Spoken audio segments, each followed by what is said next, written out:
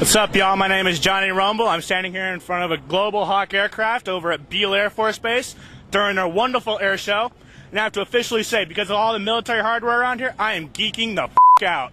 I'm standing here with Staff Sergeant Chet Oleski, the dedicated crew commander or crew chief, sorry, for this U-2 standing here. What does the U-2 do exactly? High altitude reconnaissance. Over enemy territory, I would assume? Some instances, I imagine. Classified, I take it? Probably, yeah. Okay. I've heard a lot of reports that these aircraft, when fully outfitted, cost over $1 billion once they take off. Is that true? I don't know about $1 billion, but it's definitely up there in the millions. Well,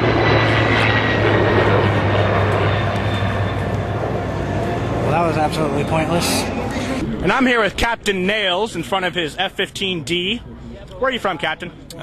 Boise, Idaho. Boise, Idaho. Is it beautiful out there? Oh yeah, it's great. A little bit colder than this, though. Can you tell us a little bit about your plane here? It's F-15. It's all-weather air superiority fighter.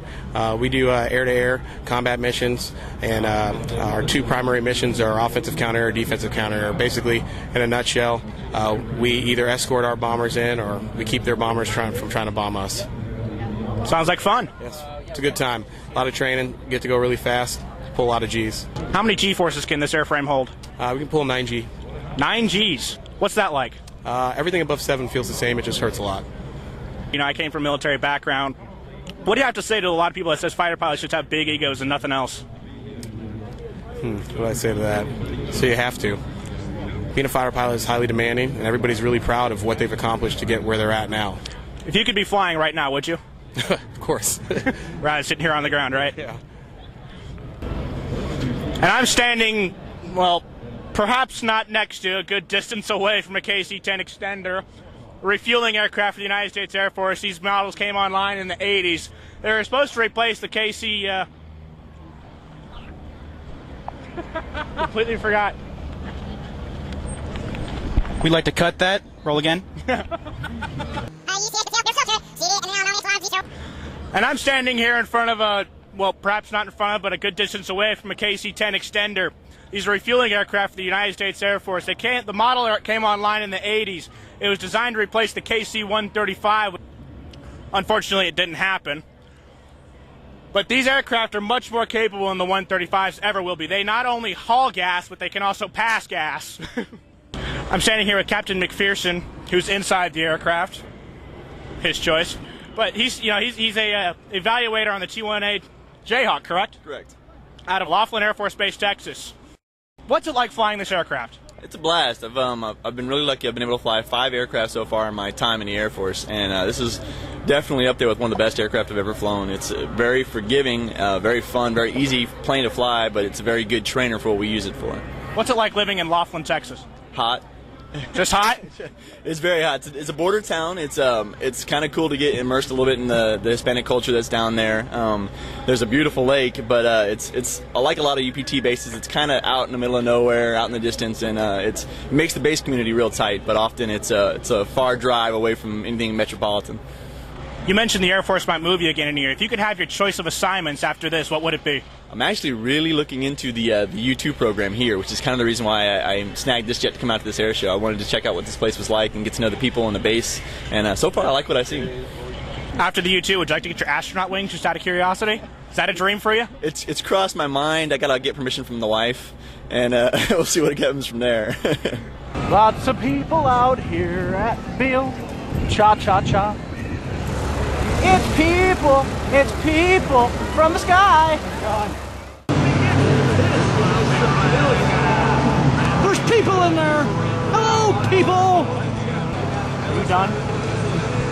Now I am. I'm here with Lieutenant Colonel Karras and Major Dobbs. Where are you guys from? Wichita Falls, Texas. What is this aircraft? What do you guys do? It's a T-37 Tweet. It's a primary trainer. This is what new student pilots coming into the Air Force will fly, possibly for their first ever experience in a fixed-wing aircraft.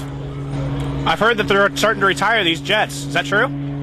Is that true, Dauber? It's true. Probably most of the Air Force pilots still flying, including all the guys who did the demos today, got their wings starting out in this aircraft. As it turns out, Major Dobbs and I are part of about 2 or 3 dozen Air Force pilots still flying this thing down in Wichita Falls. And we have 1 student class remaining. And they will be the last ever 25 students to get their wings, having flown the T-37 with the U.S. Air Force. This summer, they're all going to the Boneyard. This particular aircraft, which was delivered to us in 1966, is going after this show to fly 2 more sorties and end up in the Boneyard, where it'll be enjoying the sunshine and maybe playing a little golf for the rest of its life. What are you two going to do after these jets are gone? After we wipe away the tears? Exactly. Well, we have the opportunity to transition to the newer aircraft over there. We may return to our original major weapons system aircraft. He was a B-52 pilot. A buff. Now, I'm pretty sure there's going to be some bias here, but I've already talked to the Eagle drivers over there. Which is better, the Viper or the Eagle? There's just no question about that. The F-16 is the greatest airplane. You think so? Greatest fighter ever built. Most beautiful. Most capable. Matter of opinion. Of course, we have a friendly rivalry going, but honestly, what I liked about the F-16 is that I got to do a little of everything. Kind of a jack of all trades, and don't say master of none.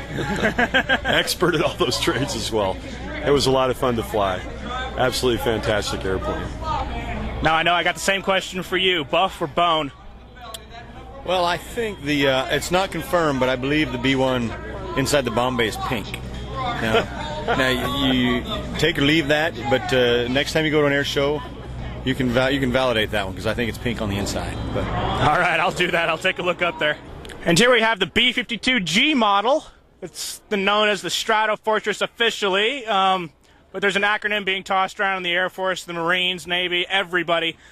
This is lovingly known as the Buff, which non-derogatorily it means big, ugly, fat, friendly. It's not a leap of the imagination to call it to figure out what they really call it in the Air Force. My God, look at the size of it. It's like a giant phallus just reaching out and killing everybody. It's huge. I want it.